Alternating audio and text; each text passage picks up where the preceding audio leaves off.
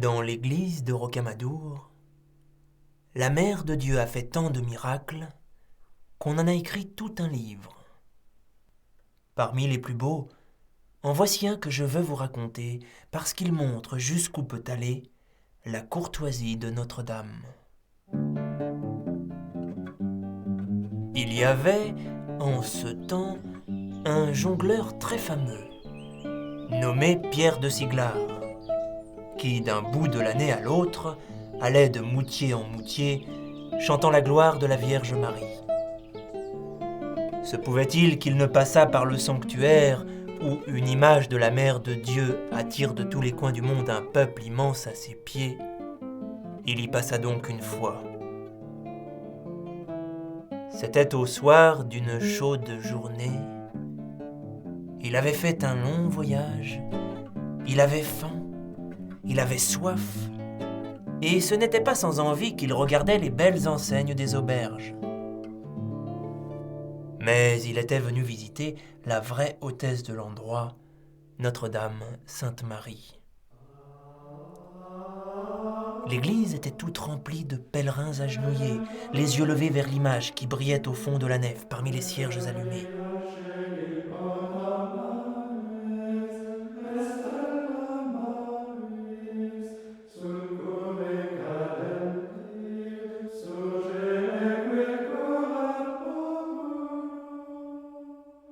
Humblement, lui aussi, le jongleur s'agenouille. Et son oraison terminée, il tire de sa gaine de cuir la vielle pendue à son épaule, passe son archet sur les cordes et fait si bien sonner son instrument que chacun l'écoute en silence avec ravissement.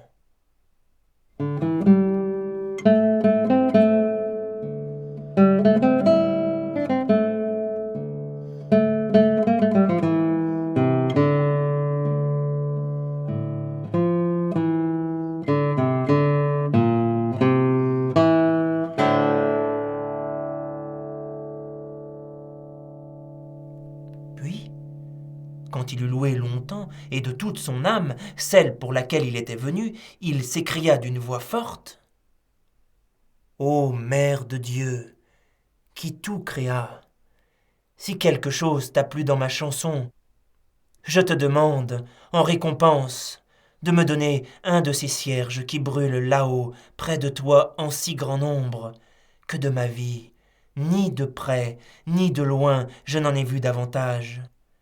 Dame sans pareille et sans peur, donne-le-moi, je t'en supplie, pour m'éclairer dans mon auberge et faire la fête de mon souper. Je ne te demande rien d'autre, si vrai que Dieu m'entend. » Notre-Dame de Rocamadour, qui est fontaine de courtoisie, et ruisseau et source de douceur, écouta sa prière.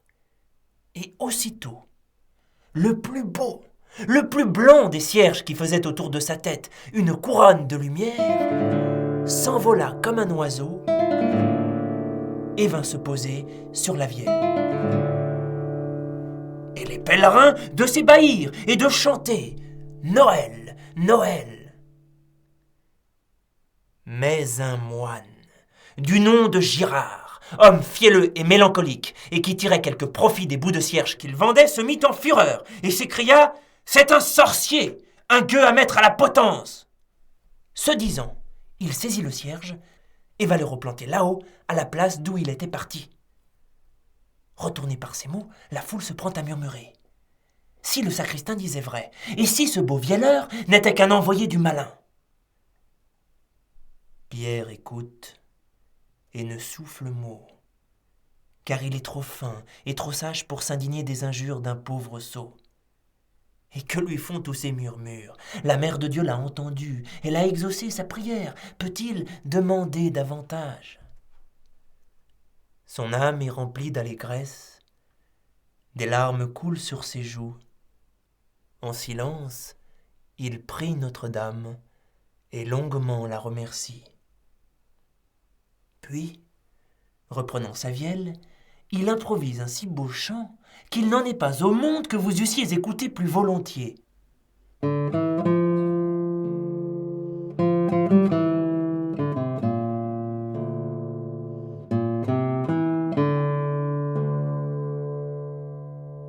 Et quand il eut fini, le cierge, quittant son chandelier, revint se poser sur sa vielle, comme chacun put le voir de ses yeux. Alors, plus prompt que chèvre ou vieux bouc encorné, le furieux sacristain bondit au milieu de la foule, et, suffoqué par la colère, demeure quelque temps sans parole. Puis, rejetant son capuchon, « Jamais de mon vivant, dit-il à Pierre le Poing tendu, je ne vis telle enchanterie !»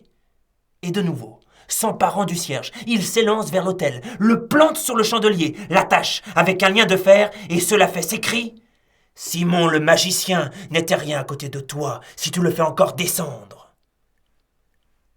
L'émoi redouble dans l'église, les uns tenant pour le jongleur et les autres pour ce Girard. Mais le jongleur, durant sa vie, avait vu de près ou de loin trop de fous et de sages pour se soucier de tous ces gens. Son cœur, trempé comme un bon fer, ne se laisse entamer ni par les uns, ni par les autres. Et d'ailleurs, n'est-il pas certain que puisque Notre-Dame a daigné se plaire à sa chanson, elle va arranger toute l'affaire à son honneur? Il reprend donc sa mélodie, il soupire, il pleure, il implore, il n'a plus ses doigts sur la vielle, et pourtant, sans toucher les cordes, il en tire des sons si touchants qu'il vient des larmes à tous les yeux. Sa bouche chante et son cœur prie, et sa prière et sa chanson s'en vont ensemble jusqu'au ciel.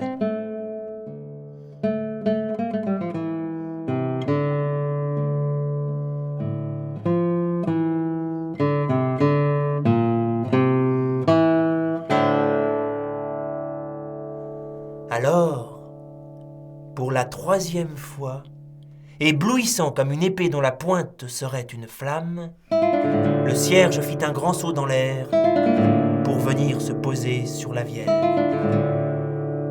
Et les cloches de l'église se mirent à sonner d'elles-mêmes avec un si grand bruit que si Dieu le Père avait tonné, vous ne l'auriez pas entendu. Alléluia. Alléluia. Ils auraient eu le cœur bien dur s'ils n'avaient pas été émus, ceux qui virent alors le jongleur monter les marches de l'autel, tenant le cierge dans sa main pour le remettre à la Vierge Marie. Car c'eût été fait de vilain de l'emporter dans une auberge.